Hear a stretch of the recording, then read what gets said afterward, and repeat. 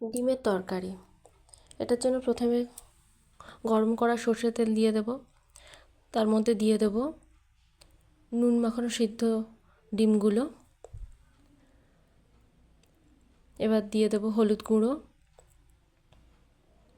তারপর দেব লঙ্কার গুঁড়ো, দিয়ে ভালো করে ভেজে নিতে হবে। ডিমগুলো ভাজা হয়ে গেলে তুলে নেব।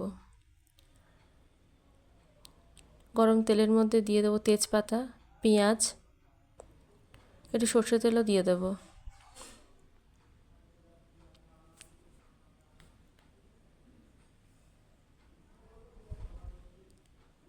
এবার দিয়ে দেবো রসুন বাটা, দিয়ে দেবো টুকরো করে রাখা টমেটোগুলো,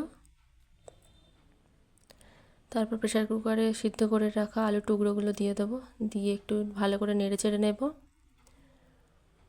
যতক্ষণ না তেলটা একটু টেনে আসছে। তারপর দিয়ে দেবো পরিমাণ মতো হলুদ, লঙ্কার গুঁড়ো,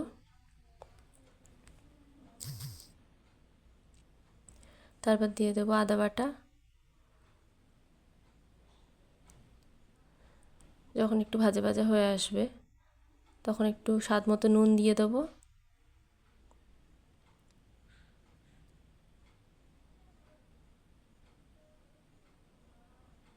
তারপর পরিমাণ মতো জল দিয়ে দিতে হবে।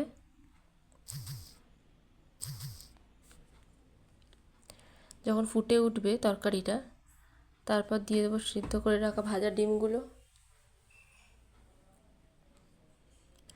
তারপর ফুটে উঠলে দিয়ে দেবো গরম মশলা। ব্যাস, রেডি।